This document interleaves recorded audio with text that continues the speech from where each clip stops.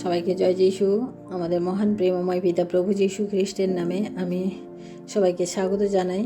আসুন আমরা ঈশ্বরকে ধন্যবাদ করি এবং তার অনুগ্রহ দয়াতে আজকের এই সুন্দর দিন দেখতে পেলাম। তাই আসুন তার সম্মুখে বসে আমরা তার বাক্যপাঠের মধ্য দিয়ে যাই। আমি আজকে যে বিষয়ের উপরে প্রার্থনা করব সে বিষয় হচ্ছে আমরা প্রার্থনা, অর্থাৎ প্রার্থনা আমাদের খ্রিস্টীয় জীবনের প্রার্থনা আমাদের কতটা প্রয়োজন, বা কেন আমরা প্রার্থনা করব, কিভাবে প্রার্থনা করব, কোথায় প্রার্থনা করব, কখন করব, এরকম নানান প্রশ্ন আমাদের মনে থাকে। তাই আসুন আমরা ঈশ্বরের বাক্য থেকে দেখি যে আমরা কিভাবে, কখন, কোথায়, কিভাবে প্রার্থনা করব সেটা আমরা আজকে দেখি।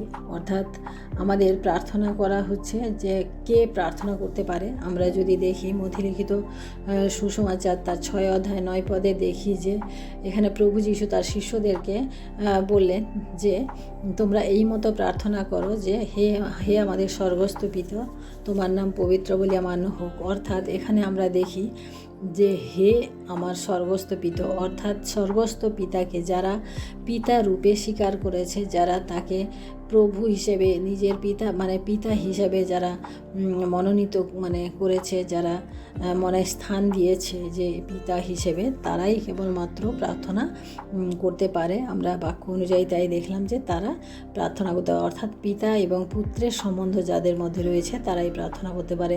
এবং যোহন লিখিত সুসমাচার 15 অধ্যায় 7 পদে আমরা যখন দেখি যে এখানে ঈশ্বরের বাক্য বলে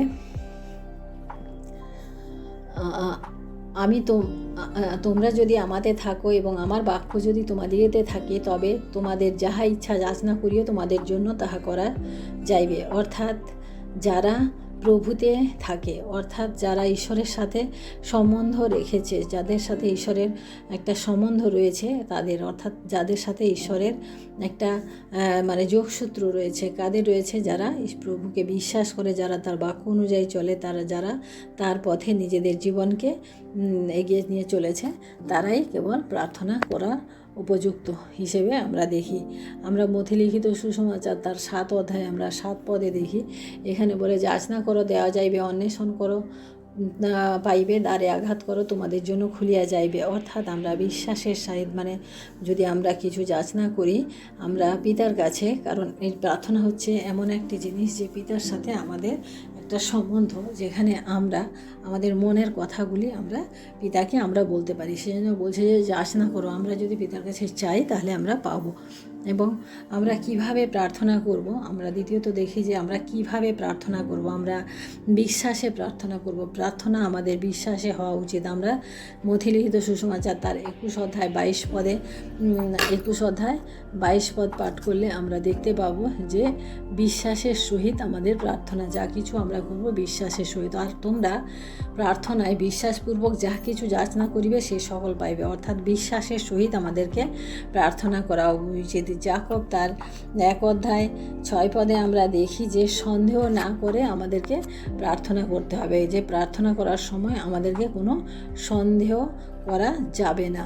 সেখানে ঈশ্বরের বাক্য বলে কিন্তু যে বিশ্বাসপূর্বক যাচনা করুক, কিছু সন্দেহ না করুক। অর্থাৎ আমরা যখন কিছু যাচনা করব আমরা যেন বিশ্বাস সহকারে করি, কোনো সন্দেহ না করি, উদ্দেশ্য যেন খারাপ না হয়। আমাদের প্রার্থনা করার সময় আমাদের উদ্দেশ্য, প্রার্থনার বিষয়ে যেন আমাদের উদ্দেশ্য যেন খারাপ না হয়। যাকব তার 4 অধ্যায় 3 পদে আমরা দেখি, এখানে লেখা আছে যাচনা করিতেছ তথাপি ফল পাইতেছ না, মন্দভাবে যাচনা করিতেছ যেন আপন আপন সুখাভিলাষে ব্যয় করিতে পারো। অর্থাৎ আমাদের নিজেদের সুখের জন্য, নিজেদের স্বাচ্ছন্দ্যের জন্য আমরা অনেক সময় ঈশ্বরের কাছে যাচনা করি, কিন্তু সেই সকল আমরা কখনোই পেতে পারি না, কারণ ঈশ্বরের বাক্য তাই বলে। আর আমরা কি করি, একই বিষয় একই কথা বারবার রিপিটেড আমরা ঈশ্বরকে বলতে থাকি। আমরা এটা মথিলিখিত সুসমাচার আমরা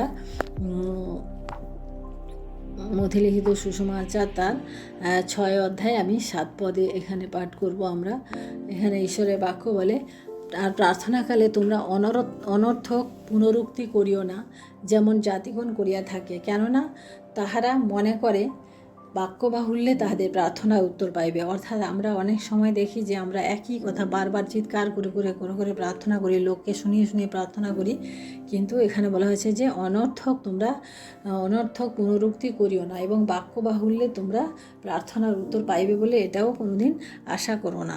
আর অনেক সময় আমরা লোক দেখানোর জন্য আমরা প্রার্থনা করি। এখানে মথিলিখিত সুসমাচার তার 6 অধ্যায় 5 পদে আমরা দেখি যে, কিন্তু তুমি যখন প্রার্থনা করো তখন তোমার অন্তরাগারে প্রবেশ করিও, আর দ্বার রুদ্ধ করিয়া তোমার পিতা যিনি গোপনে বর্তমান তাহার নিকটে প্রার্থনা করিও, তাহাতে তোমার পিতা যিনি গোপনে দেখেন তিনি তোমাকে ফল দেবেন।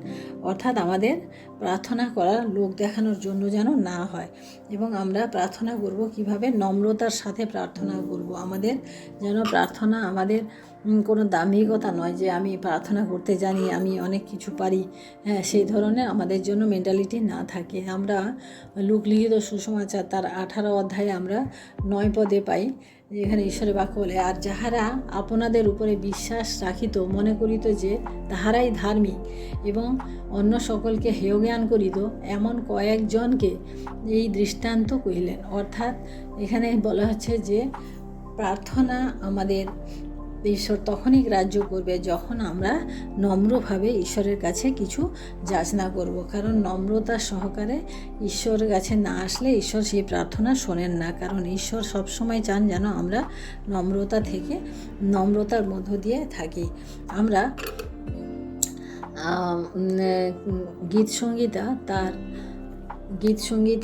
66 সংখ্যার 18 নম্বর পদে আমরা যখন দেখি যে দাউদ কিভাবে প্রার্থনা করতেন, আমরা সেটা দেখি। এখানে গীত সংগীতা তার 66 সংখ্যা 18 পদে আমরা দেখব, 66 সংখ্যার 18 পদ, আমি একটু বের করছি, 66 সংখ্যা 18 পদে এখানে ঈশ্বরের বাক্য বলে যে, যদি চিত্তে অধর্মের প্রতি তাকাইতাম তবে প্রভু শুনিতেন না।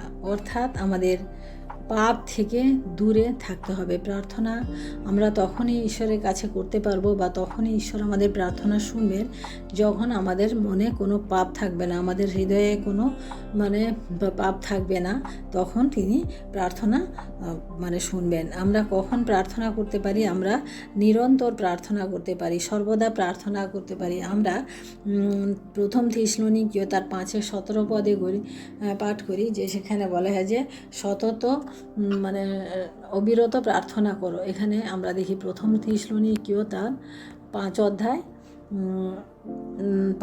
17 পদে আমরা দেখি যে এখানে ঈশ্বরের বাক্য বলে, সতত আনন্দ করো, অবিরত প্রার্থনা করো। অর্থাৎ আমাদেরকে সব সময় প্রার্থনা করার কথা বলা হয়েছে। আমাদের প্রার্থনা করার একটা অভ্যাস গড়ে তুলতে হবে। আমাদের যেন আমরা ঈশ্বরের কাছে আমাদের নিজেদের অন্তরের যে কথাগুলো, সেগুলো যেন আমরা বলার মতো একটা নির্দিষ্ট সময় আমরা নিজেরাই তৈরি করে নিই। প্রতিদিন আমরা সকালবেলায়, রাত্রিবেলায়, দুপুরবেলায়, আমরা যে কোনো সময় আমাদের ঈশ্বরের সাথে আমাদের প্রার্থনায় আমাদের যোগাযোগ থাকা উচিত। শুধু বিপদের সময় বা যখন আমরা সমস্যায় পড়ি সেই সময় নয়, কিন্তু আমাদের সর্বদা আমাদের প্রার্থনা করা উচিত। আমরা প্রভু যীশু কীভাবে প্রার্থনা করতেন সেটা আমরা দেখি, যে প্রভু যীশু সারা রাত ধরে প্রার্থনা করতেন। প্রভু যীশু লোকলিখিত সুসমাচার তার 6 অধ্যায় 12 পদে আমরা যখন দেখি যে প্রভু যীশু এখানে প্রার্থনা করলেন সারা রাত ধরে। মার্ক লিখিত সুসমাচার 1 অধ্যায় 35 পদে যে তিনি ভোরবেলায় একেবারে অতি প্রত্যুষে উঠে তিনি প্রার্থনা করতেন। মার্ক লিখিত সুসমাচার তার 6 অধ্যায় 46 পদে দেখি যে তিনি সন্ধ্যাবেলায় পর্বতের উপরে গিয়ে তিনি প্রার্থনা করতেন। লুক লিখিত সুসমাচার তার 5 অধ্যায় 16 পদে দেখি যে তিনি দিনের বেলায় যখন সবাই বিশ্রাম নিচ্ছে, সবাই আনন্দ করছে, তখন তিনি প্রার্থনা করতেন। আমরা দেখি যে প্রভু যীশু যখন অলৌকিক কার্য সাধন করতেন, যখন আশ্চর্য কাজ করতেন, তার আগে তিনি প্রার্থনা করতেন। আমরা যোহন লিখিত সুসমাচার তার 11 অধ্যায় 41 পদে দেখি যখন লাসারকে তিনি কবর থেকে বের হয়ে আসতে বলেন, তার আগে তিনি উপরের দিকে দৃষ্টি করে তিনি বলেন, হে পিতা, তুমি আমার প্রার্থনা শ্রবণ করো। অর্থাৎ তিনি এখানে প্রার্থনা করলেন। এইভাবে প্রভু যীশু নানানভাবে প্রার্থনা করতেন।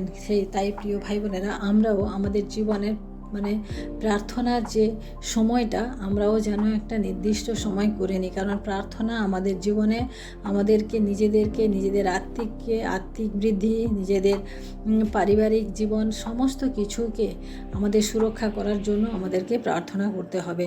প্রার্থনা আমরা শুধু পরীক্ষায় যখন পড়ি তখন যেন প্রার্থনা না করি, কারণ প্রার্থনা একটা মানে এমন একটা জিনিস যা আমাদেরকে ঈশ্বরের সঙ্গে যোগাযোগ করে। সেই জন্য আমাদের প্রত্যেকের ব্যক্তিগত প্রার্থনা করা খুবই দরকার। ব্যক্তিগত প্রার্থনা যদি আমাদের জীবনে না থাকে তাহলে আমরা শারীরিকভাবে, আত্মিকভাবে, মানসিকভাবে আমরা বৃদ্ধি পেতে পারবো না। তাই আমাদের প্রত্যেকের উচিত যে আমরা আত্মিকভাবে আমরা একটা ব্যক্তিগতভাবে ঈশ্বরের সঙ্গে আমাদের সম্বন্ধ করা উচিত। এবং আমরা যখন প্রার্থনা করব যেন আমাদের প্রার্থনা কেবলমাত্র আমাদের মানে সেই সমস্ত বিষয়ের উপরে হয় যে সমস্ত বিষয় আমাদের মানে ঈশ্বর জানেন যে আমাদের এটা প্রয়োজন রয়েছে। আমরা অনেক সময় অনেক বিষয় আমরা কল্পনা করে সেই বিষয় মানে নিয়ে প্রার্থনা করতে থাকি, কিন্তু প্রিয় ভাই বোনেরা সেই উত্তর কিন্তু আমরা পাই না। তাই আজকে আমরা দেখলাম যে আমরা কিভাবে প্রার্থনা করব, আমাদের কেন প্রার্থনা করা উচিত, আমাদের প্রার্থনা কখন করা উচিত, এই সমস্ত বিষয় নিয়ে আমরা আজকে আলোচনা করলাম। তাই আমরা আজ থেকে আমরা একটা সিদ্ধান্ত নেব যে আমরা প্রতিদিন আমরা প্রার্থনা করব। আমরা দেখেছি দাউদ দিনে 7 বার প্রার্থনা করতেন, দানিয়েল দিনে 3 বার প্রার্থনা করতেন। এইভাবে প্রত্যেকে যারা প্রভু মানে ঈশ্বরে যারা ভক্ত ছিল, যারা ঈশ্বরে বিশ্বাস ছিল, যারা ঈশ্বরকে পিতা হিসাবে মানত, তারা প্রত্যেকের একটা প্রার্থনার জীবন, আলাদা জীবন ছিল। তাই আমরাও আজ থেকে একটা স্থির সিদ্ধান্ত নিই যে আমরাও আমাদের জীবনে আমাদেরও প্রার্থনার সময় আমরাও করব, আমরা প্রার্থনা করব। প্রার্থনা যদি না করি তাহলে আমরা পিছিয়ে পড়ব।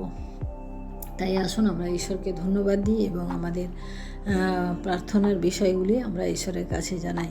Hallelujah, hallelujah, hallelujah. মহান প্রেমময় পিতা, তোমার মহানামের ধন্যবাদ প্রশংসা করি প্রভু। আজকের এই সুন্দর সময় প্রভু আরেকটি বার প্রভু তোমার বাক্য পাঠের মধ্য দিয়ে আসতে পারলাম প্রভু, তাই তোমায় ধন্যবাদ করি প্রভু। তুমি তোমার বাক্যের মধ্য দিয়ে তুমি আমাদেরকে শিক্ষা দিলে প্রভু, আমরা কিভাবে প্রার্থনা করব, কেন প্রার্থনা করব, কখন করব এবং আমাদের কি বিষয়ে প্রার্থনা করা উচিত, কিভাবে আমাদের প্রার্থনা করা উচিত, সমস্ত বিষয় প্রভু আমরা আজকে জানতে পারলাম প্রভু।